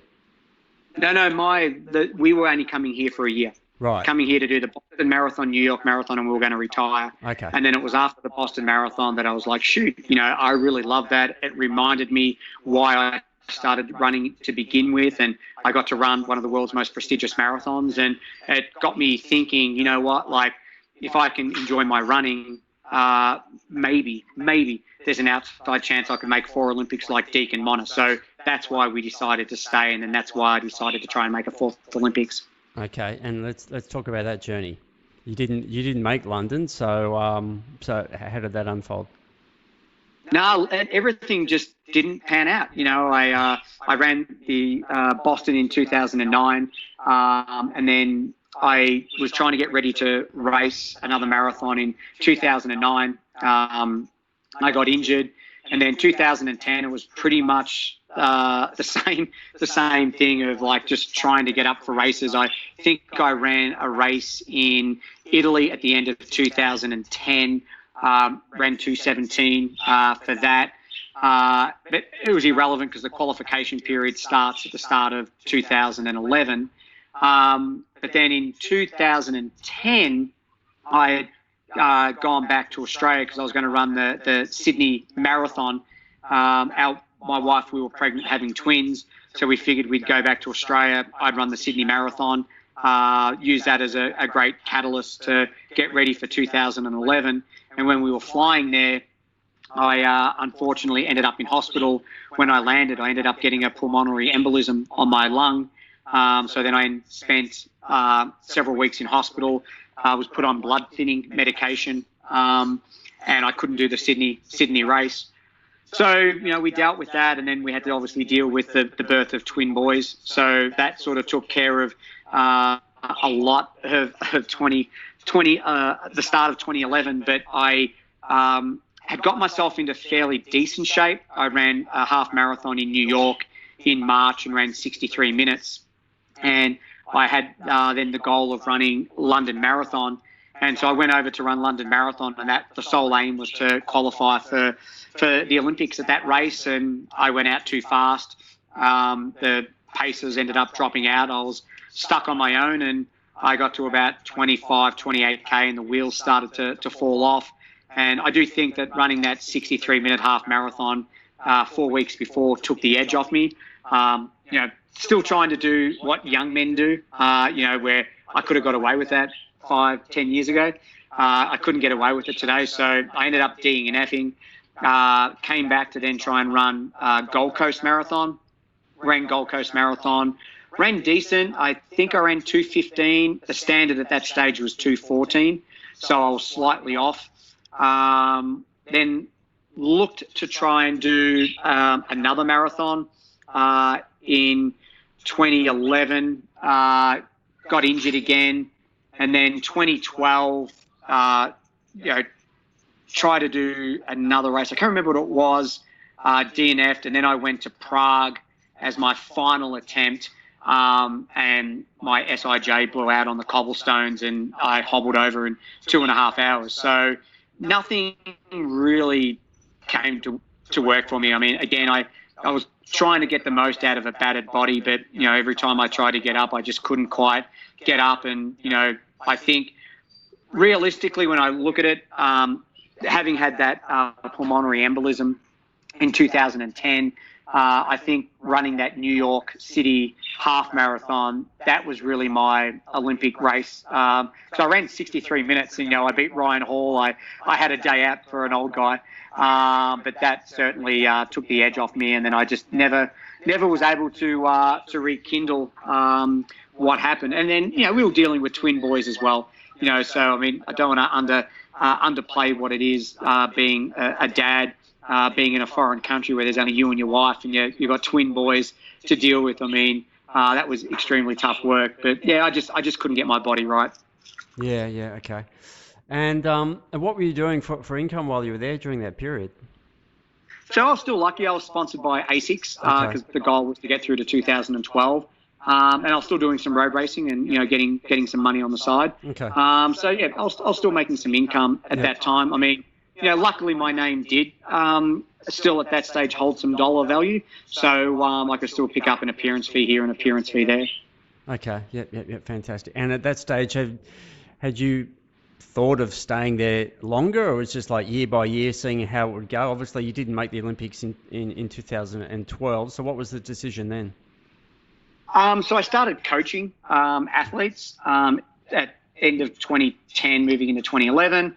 And so I started coaching them. So after 2012, we decided, look, why don't we just give it 4 more years, stay through to the 2016 Rio Olympics, and let's see if I can coach an Olympic athlete. And we'll put all our eggs in one basket, turn it into a bit of a life experience for our kids. So we ended up getting our resident cards, and we decided we would do that for the next 4 years. So I started building up my coaching business. I was still racing at the time. I didn't officially retire until New York 2014. And yeah, I was like, I then got excited because I thought I might do some masters racing, which is what I did. I ran Boston in 2013. I won the masters. I think I was 10th or 11th overall. But then we had the Boston bombings, and then that just, that really, I think that was the icing on the cake of me wanting to continue running at that level. So I just focused on my coaching. And then 2014, I wanted to run, so when we had the bombings in 2013 in Boston, I wanted to run the New York Marathon because I'd never run the New York Marathon. And the New York Marathon was always the last marathon I ever wanted to do. That was going to be my retirement marathon. And so I reached out to New York, but unfortunately they had Hurricane Sandy come through, and that had just completely destroyed New York. So they weren't inviting any elites. So I just assumed I was done. I was retiring. And then in 2014, the elite athlete coordinator, Dave Monty, contacted me and asked if I still wanted New York to be my final marathon, which I was like, yeah, I would love it to be my final marathon. So I then decided off no training that I would do Boston Marathon because I could go back as the defending champion. So I did Boston Marathon off 8 weeks. Unfortunately, I blew up at about 21K. I hobbled in 3.5 hours, but then I developed my second pulmonary embolism. So I ended up back in hospital again with another blood clot on my lung. Overcame that. I then came to Australia to run Gold Coast, which would be my final Australian marathon. Did that, and then I went to New York, and I finished off at New York. So that pretty much saw out the end of my marathon career. As a side note, I did do 2 other marathons after that. I ran another race at Gold Coast in honor of my dad, who ended up defeating stage 4 brain cancer. And then I ended up running LA Marathon in 2018, and I ran that in honor of the young guy that I coached, Jonathan Gray, who committed suicide. So my running certainly finished at the end of 2014, but I did those other 2 just as a token of respect and appreciation for those people. And so, but back to your point, I was still running, coaching, finished at Boston, knew that we had 2 more years to go until we got to the US Olympic trials. I was coaching a young girl called Laura Thweet and an athlete called Sean Quigley, and they were who I was banking on to make the Olympics. Unfortunately, Sean was 6th or 7th in the Olympic trials in LA, so we missed out. And then poor Laura was 5th in the 10K, and so she missed out on making the US Olympic team for Rio. So I had then, when I retired in 2014, in 2015, bought a running store. So that sort of changed the decision of we were only going to stay to 2016. In that 2014, 2015 period when I retired and bought the running store, we thought it would be much longer and we would be here long term, particularly beyond the Olympics in 2016. But then that all turned pear-shaped in 2018, as I said, with me losing my license for the running store. And then the young kid committing suicide. But, I hung in there because we decided that we would see out till at least 2020 and then see what we were going to do. And then 2020 has been a different beast, right? My athlete qualified for the Olympic Games, so I finally got that US athlete that would be donning the red, white and blue. But then we've been hit with the pandemic, and that's meant that the Olympics is now going to be in 2021. So we're not sure right now as what we're going to do as far as our time frame of being in the US, because we were going to make that decision here in 2020. But now that Jake's going to 2021, the World Championships are in Eugene in 2022, and then Paris is in 2024. That's changed things. So we'll possibly stay till 2024 now and keep coaching, because I think Jake can make a second Olympics, and we'll see what happens. So nothing has gone to plan. We were coming here for a year, and we've been here for 11 years, and we'll be here for at least the next 3. Okay. Yep. Let's talk about Jake Riley. I mean, picked up a live stream over here of that trials race in Atlanta. Obviously, it was had that winning lead out front, and then there are 3 guys coming in, with only 2 spots remaining, and it was a fantastic finish. You must have been beside yourself that day. But so let's first of all go back to Jake. I know he came to you after just overcoming or just had Achilles surgery, and just tell us about how that relationship sort of has unfolded. Yeah, Jake moved here. He'd been in another program, had Achilles problems since 2014. Then decided to move to a different state.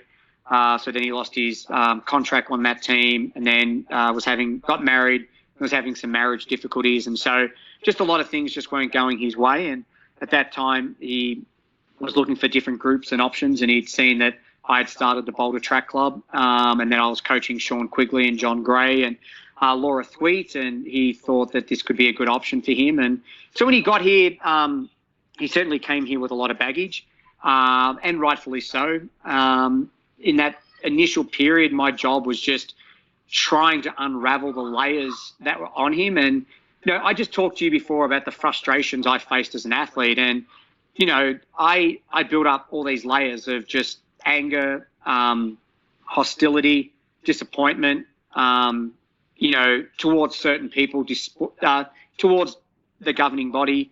Whether rightfully so or not, it's irrelevant. That's just how I felt. And one of the things that I really value as a coach is trying to take on the burden that athletes are facing and work through it with them. And I just said, this is the role of a coach. And I didn't have what that person was in my career. And so the training's the easy part. It's just really trying to work out what is what's right with the athlete, what's wrong with the athlete, what can we fix, what's not fixable. And so with Jake, there was just a lot of layers that I needed to peel back to get to the core root of it. And, obviously the stuff in his personal life, I couldn't fix. He had to deal with that. But, we tried to get him back with his Achilles, and I'm anti-surgery, so I wanted to do everything right. And when it wasn't getting to the point of recovering, then I conceded that, this was the time to explore surgery. And we went and spoke to a sports doctor and then spoke to the surgeon, and we started the road back. And the road back wasn't an easy road because obviously he's been running wounded since 2014, and all of a sudden we're in, 2017, and he's trying to make life changes. So, he didn't have surgery until 2018 in May. And then this was on the back of John having committed suicide in February. And, it was a tough time. He had the surgery, but there was nothing he could do, right? So he's got to have the surgery, and he's got to have all this time where he's on crutches, and he can't do anything. He's got to lay flat, but then he's on crutches, and then he can start to walk, and then he's got to do strengthening exercises, and the list goes on what it takes to come back from that type of surgery. And for me, I was coaching a number of people, but I was starting to lose grip of that coaching situation. As I said, I was pretty much out to sea without a life vest, and I was just getting tired from doggy paddling to try and find where I could end up. And, I just, one by one, athletes started to look for other opportunities because, they didn't feel that I could meet their needs just with where I was and with what I was dealing with. And I don't know, just as I started to come out of that space that I was in, and Jake was starting to come out of the space that he was in, and that he could start to walk, run, then run. I was able to coach him because there really wasn't, the workload wasn't that great. But we just eventually got to a point where he was back running, and, I just sort of said to him, I was like, look, I don't really have much of a group anymore. I've gone from having 18, 20 kids down to 5. What do you want to do? And he's like, no, I want to stay with you. You've been with me through thick and thin, and, and I, really thrived at that moment.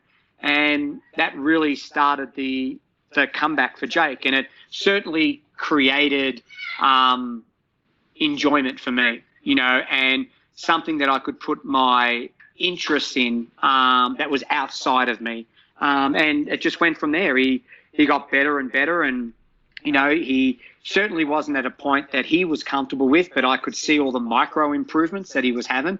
I think athletes just want one huge macro improvement, but it just doesn't come, and coaches have to see the little silver linings every day. And I was seeing all that, and we went into Chicago, and he ran 2:10. He was the first American, and it just changed his life. It changed him as a person. I mean, I give credit where credit's due.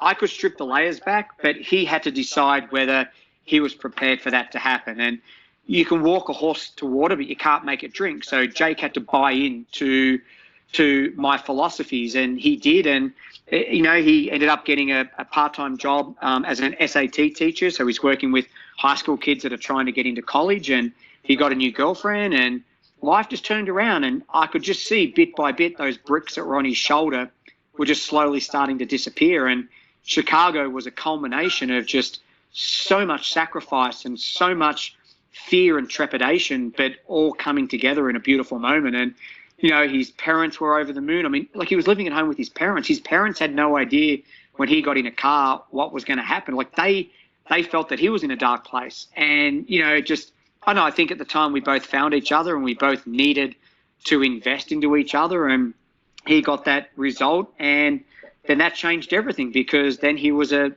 outside chance of making the Olympic Games. And, he had always dreamed of making the Olympic Games, but he'd never been in a position where it could become a reality.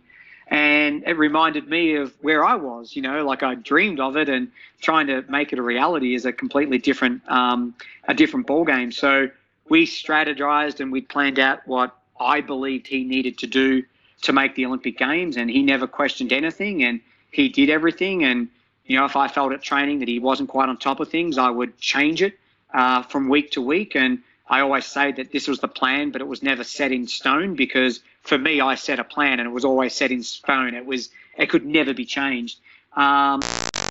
We put in all the work and we got to the Olympic trials, and no one really rated him a chance, and rightfully so. I mean, he'd spent a bit of time out, and a lot of people felt that his Chicago performance was a one-off, and he came out on that day and he delivered with all guns blazing, and he ended up fulfilling a childhood dream, and he certainly made an old coach extremely proud. And something that as I look back on my career with things that I've done as an athlete and as a person, that this certainly is at the top of the tree.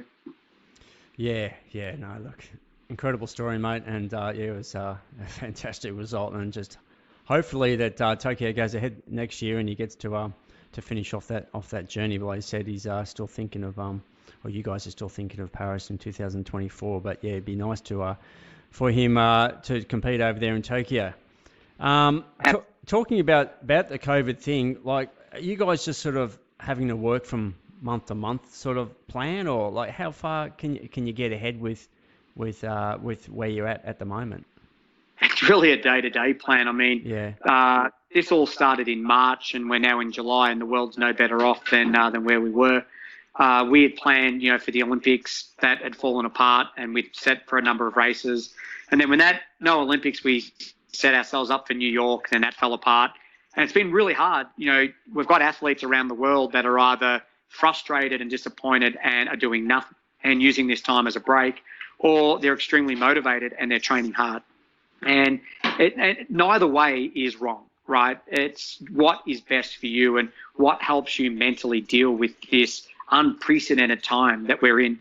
And so with my athletes, Jake took a bit of extra time because he was banged up from the marathon. And then the others wanted to get into just doing some time trials. So I set up just some informal group time trials. And then it sort of grew from that, because then I had a guy in another state say, hey, do you think your guy would be prepared to race against my guy? Like, I'll get him to run and then your guy run and we'll compare times. And I was like, well, I got a better idea. Why don't we link this up on Instagram?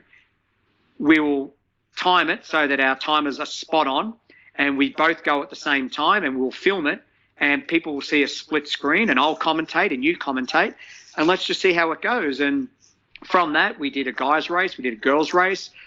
We then did a teams race against NAZ Elite, which is a professional team in Flagstaff, Arizona. Then on July 4th, we did a race with Jake Riley against Jared Ward. Then yesterday, our team did a race-off against Hanson's Brooks. And, there's a lot of variables, like some are at altitude, some aren't. Some are running on a point-to-point course, some are running on a loop course, some are running on gravel, some are running on pavement. But it means nothing. It's just giving the athletes something to race against, but then also race against themselves. And also for our fans of the sport to actually watch something, because there's nothing on. And so we've started to see now teams take the initiative of using platforms to highlight what they're doing so that spectators, fans, sponsors can still stay engaged. And I've been challenging teams, in a really positive way of get out there and do these things. Like, it costs nothing to film it on Facebook, it costs nothing to film on Instagram. Use your creativity. Like, have race-offs with people within your own team. Have handicap races of men versus women. I want to create a race situation of my guys versus some guys in Australia. And I'll speak to someone like Bruce Scriven or someone like that. I mean, Bruce won't know what Instagram is, but I'm sure the athletes that he coaches does. But it would be great to sink in a time in Australia and a time now where both teams could be racing off against each other, and we're just filming it for everyone to see. So it's tough because there's no light at the end of the tunnel right now, and we don't even know if the Olympics next year is going to happen. I mean, Australia might get some events going over the summer, but I can't see any events here in the winter happening. I doubt World Cross Country in Bathurst next year is going to happen. I mean, how can you have some countries that are going to be on top of COVID and other countries not? And the only way you can do that is they're all going to fly in 14 days before, and they're all going to have to be housed, and who's going to pay for that? So, there's more questions than answers right now. And so my job has just been, how can I create creativity and inspiration for my athletes to justify them still doing the training? Because before we know it, this is going to be over, and then races are going to be resuming. And if you're taking your foot off the gas and you're not doing a lot, you're going to be playing catch up. So, the great Craig Mottram said that, between where you are with fitness to where you need to be super fit should only be 3 to 4 weeks. So I've sort of got my athletes at that point where they don't need to be super fit, but they need to be fit. And then the day that the gates open and we're ready to race again, they should only be 3 or 4 weeks away from being in prime fitness and ready to race. Yeah, no, definitely. That's certainly I feel is definitely what you should be doing. And obviously a lot of people also taking advantage of time out to maybe work on the weaknesses, work on the cores and the gym and the getting in the lifting the barbells and doing all those sorts of things they normally don't do. So I guess you got to look at the silver lining and try to work on those things as well. And it's also not something else to focus on rather than just think about the racing that you're not doing. Yeah, I mean, this is a time that we need to be positive, and like mental health is such a big thing for me today, just because this is where we're going to see the making and breaking points of athletes. There are kids that didn't get to graduate from high school, and they're probably not going to be getting into a college of their choice because they didn't get to run a national meet that would motivate a college. A kid that's in his last year of college has missed a sponsorship opportunity because they didn't get to run nationals to impress a sponsor for a professional contract. We're very lucky. We just signed a contract with On Running for Jake Riley for the remainder of his career. But that's an anomaly because a lot of companies aren't signing at the moment because they've just furloughed all their staff. It's a tough time. And this is where coaches and mentors have to think outside the box. Like, they've really got to think of what's the right decision for the athlete. And if an athlete is just like, I want to go gung-ho because I'm so angry, look at where there's a compromise on that, because they're going to get injured, and they're going to get injured for no reason, but they've got frustration that they need to release. So what can you do to help them with that? And then, the athletes that aren't doing anything, how can you inspire them to at least do something? How can you get them to feel better about themselves, to justify them still training and believing in themselves that work is going to have a benefit at the end of the day? So it's not an easy thing to do, but myself as a custodian, as a stakeholder of this sport, it's incumbent upon me to have to do it. And so I'm up for the challenge to make sure that I can provide sanity for my athletes and be there as a resource for them. And it's not just my elite athletes. I coach a number of recreational athletes, and we've been doing, like, I set up a fun run situation the other week where they could run a 5K, 10K half marathon. They all had to leave at a different 5-minute increment so that we weren't all standing on the start line together. But I gave them race numbers and I marked out the courses, and they went and ran it, and I set up drink stations for it, and they come back and I timed them. And it was just for personal pride that, they got to go out and do something against themselves, like chase down a personal best on a course that they've done regularly. So whether it's been my recreational athlete, and that's someone that runs 2 hours for a half marathon, or whether it's my elite guys that run 61 minutes for a half marathon, everyone is going to have a mental component that's going to see the pendulum swing either good or bad. And we want to try to just see if we can calibrate it in the middle so that they can get something out of it and feel content about what they're doing. Yeah. No, fantastic. Look, let's just touch on, you were self-coached there. You were obviously highlighted. You were big on getting treatment and massage to keep yourself in shape. Obviously something Sean Crichton, was a bit advocate of as well. Now, there wasn't as many recovery modalities around in those days. Call it, I guess your old school way was just get out there, do the work. These days, it's all about so many different recovery modalities and, running with GPS devices, data coming from every angle, nutrition, shoes, all those sorts of things. How much of that do you sort of instill in your coaching today? And if athletes that you train want to take that on board, or what sort of advice do you sort of give there? Keep it simple, stupid. The KISS theory. I mean, we jumped in ice baths and, used that as a recovery. We stretched, we got massage, we got physical therapy. We knew what we had to do from a diet point of view. Today we are oversaturated with content, like from Theraguns, Therabands, as you just said, modalities of like rolling items, from foam rollers to balls to like you name it, and then looking at what we need. I mean, there's the keto diet and there's all these different things, and from formulas with hydration. Back in the day we used to have Staminate, because it was high in a sodium concentration, which is what you were going to deplete when it came to a marathon. There's thousands of products and everyone's trying to up someone, right? So everyone's trying to come out with, I've got a better product. And if you did that, well, then we've got, the version 2, which is a much better product. Kids are spending hours on this and they're forgetting the fundamental of just get out and train. Like if you're eating from the 5 food groups and you're hydrating and you're getting out there and you're getting an ice bath or you're getting a massage and you're getting the work done, you've pretty much completed what is required to be a good athlete. I see people turn up to the track and they'll spend 30 minutes doing all that stuff, trying to get out there, and like I'm 47 and I could beat them. It's just it's stupid to think how over exaggerated a lot of this is. And it's like trying to find the niche of what you have, what is it that you need? It's pointless looking at everything. It's like people that want to go out and buy the Alpha Fly. Yes, the Alpha Fly, we believe, is a performance enhancing tool, and we've seen it because there's just no way everyone around the world can be running as fast as what they're doing. But there's no point to a 3-hour half marathoner wearing them, because that 3-hour marathoner is unfortunately overweight, unfit, probably hasn't put in the training that's needed, but they're relying on the Alpha Fly to give them that added advantage. And I think that's the problem with a lot of athletes, is they're thinking that all these things are going to give them 1%, but they're spending their time on 20 different things to try and find 1% out of 20, rather than just focusing on the core part of what's needed, which is to do the training, to get the rest, make sure you eat adequately, make sure you're hydrating, and then also make sure that you're adding a couple of those items that you've talked about, the modalities of helping you recover a little bit better so that you're not as sore the next day. Yeah, no, fantastic answer, mate. And that's why I asked the question, mate, because I trusted that you would say that, and more people need to understand that.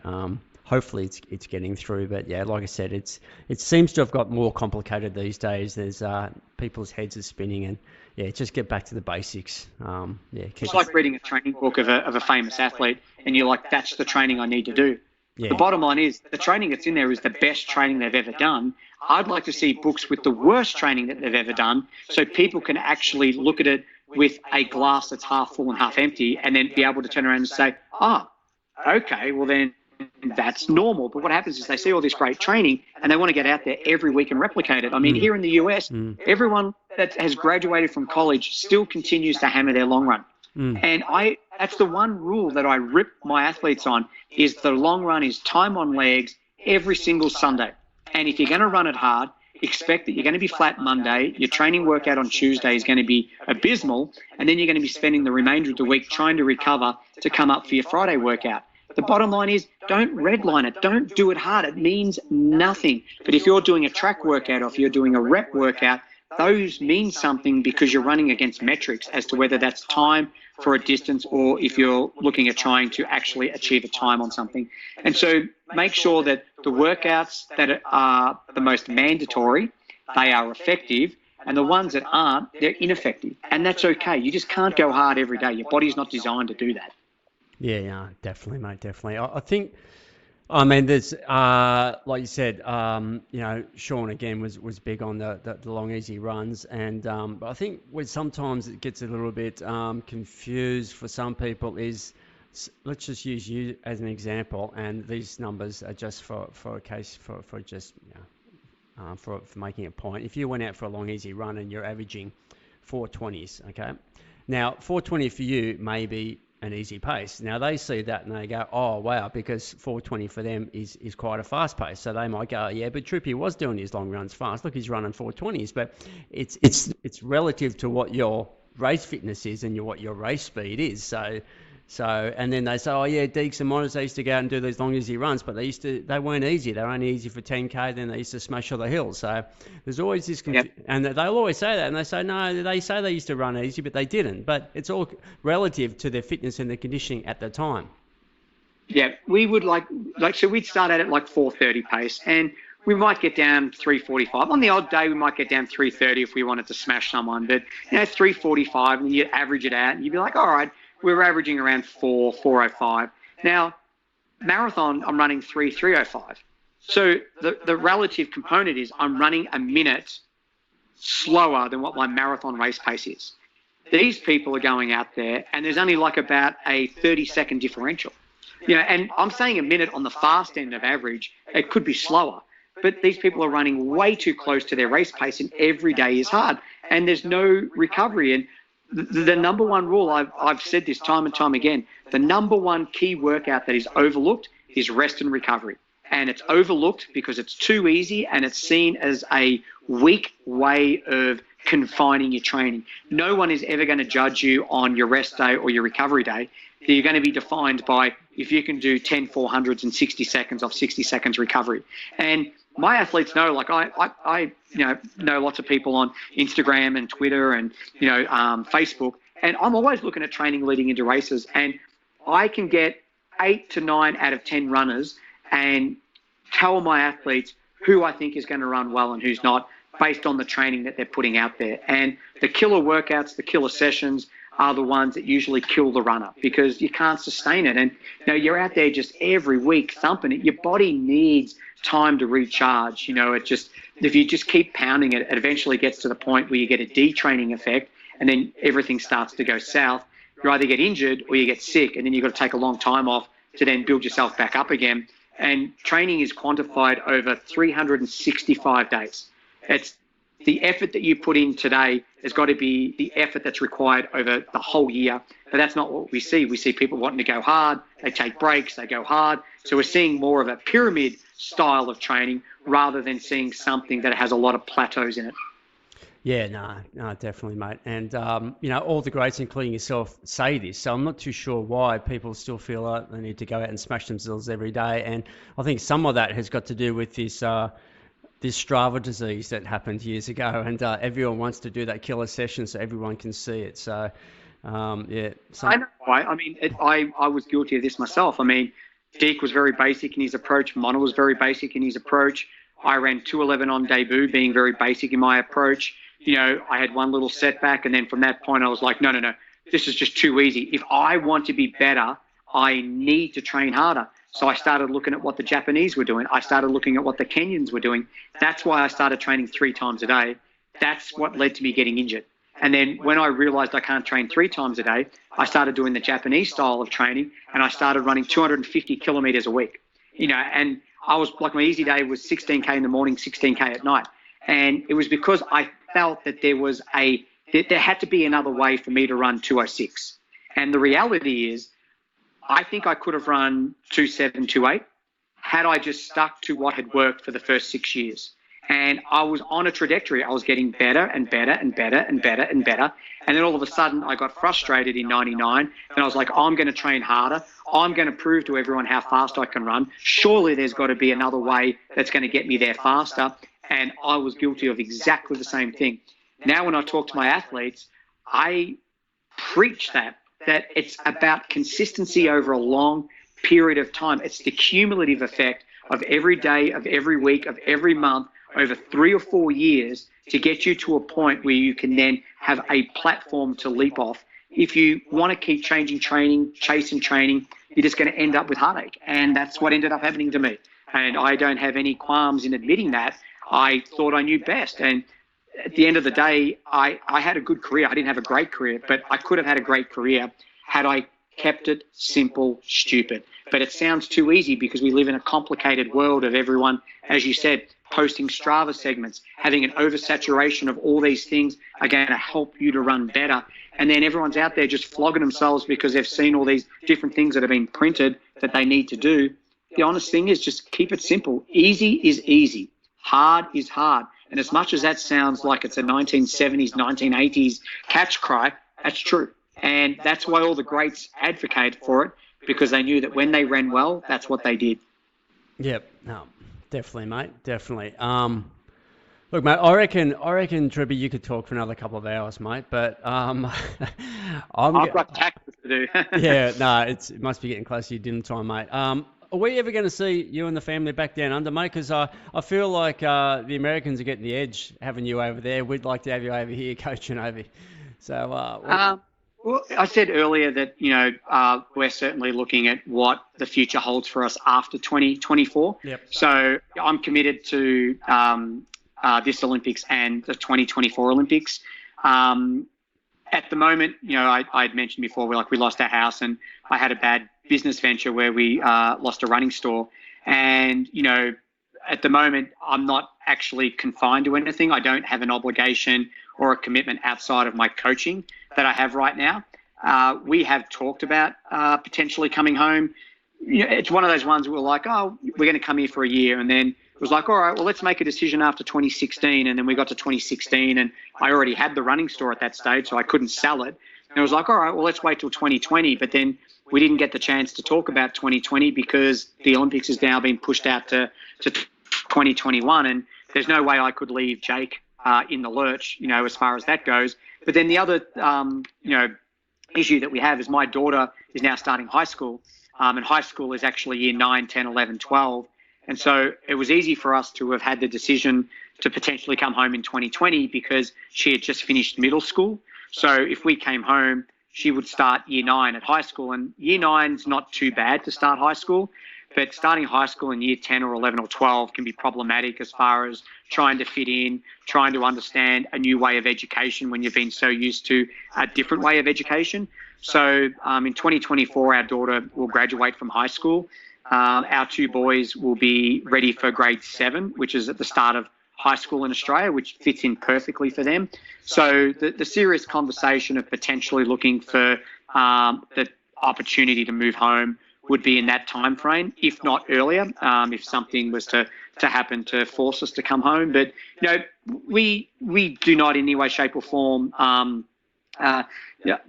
think of this as this has been a growth opportunity for me to get out here. I mean, one of the key contributing factors was that I wanted to make it here on my own. I wanted to be in a country that's foreign to me. No one knows me. Build up a reputation where it's not a handout. I mean, in Australia, I could have worked for a sporting company. I could have worked for an events company. I don't think I would have had to have looked too hard to have got a job. But here in the US, that is not afforded upon me. I actually have to work to prove who I am. And that was really important for me. And I wanted to prove my worth, that I'm good at what I do. And so I feel like that I've met that bar of what I wanted to do. And now it's more about just creating a few more opportunities, particularly for my kids, and then look at the opportunity to come home. And certainly what I've learned, particularly in the last 3 years, I do not think in any way, shape or form I could have learnt that back home. To have a business and to learn the volatility of what being part of a franchise model is all about, and learning all about, the corporate structure. I mean, corporatism over here is just brutal. It's an eat dog world over here. And, I learned the hard way. I'm just a guy that loves people. I wanted to build a business. I wanted to build an independent business. I had a great model. We had got a great following of runners and walkers of all abilities, but I didn't like the model that I had, and I wanted to change it. And as a result of wanting to be different, I lost my license, lost my store, lost my house. And it's brutal, and it was a hard lesson to learn. And, particularly to know that the house that I'd put all my life savings in, my wife had put all her life savings in, this was just an opportunity to further extend what we had done to build up a better portfolio, but also life savings, down the road. To lose all that in such an abrupt and corrupt way, it was tough, but I'm still here, and to go through what I went through with the athlete that took his life again, I've never been through that, and to go through on so many levels of having to eventually deal with it and overcome it, to be in this position where I am now, like I wouldn't have got that back home, and so I'm very thankful for the challenges. In no way, shape or form do I say that lightly. I mean, there's certainly been challenges in the 11 years that we've been here, but we're here and we've made it and we've worked hard, and I'm very thankful for that. And I know when I go home that I can apply these attributes to be better in whatever chosen field I choose to do. Yeah, okay. Look, I'm not really in the loop, and you can. I'm not too sure how much you want to discuss it, but you're mentioning here losing the store, losing the home, the cropped away all the savings. Can you explain what that's all about? Oh, no. So basically, I bought a running store that's part of a corporate group. So you never own the store. You have a license to the store. And so they own the whole entity. So they own the name, the way the store is portrayed, certain practices, certain protocols. And so when I bought into the store, I wanted to own a running store. So I bought into the running store. I thought this would be great. But as we moved along, that model didn't fit the model of where we live. We live in a very affluent running town, and one of the biggest running stores was in this town, and it had to be different. The model had to be different. And I was working 100 hours a week for no money. Like I could pay my employees, I could pay my vendors, but I was working my fingers to the grindstone and I wasn't getting anywhere. And, we're also in a day and age where people are now buying online. So the way you have to market yourself and the things that you need to do need to be different. You need to give a reason for the consumer to come into your store to spend the money that they're going to spend when they could get that product cheaper online. And so that's where training groups come in. That's where putting on races come in. That's where putting on events in your store to create the community all comes in. And it just frustrated me that I just wasn't getting any buy-in. I was doing all this work, and they get a 10% royalty. So the more money you make, the more money they get, which meant that I wasn't getting any money. And so it just became frustrating, and I wanted to move in a different direction, and I wanted to, look at an independent store that I would own. And unfortunately, contracts were signed and deals were done, and that was the way it was going to be. So I have just finished a 25-month non-compete, which meant that I cannot work, run, advocate, volunteer, support, or own a running store.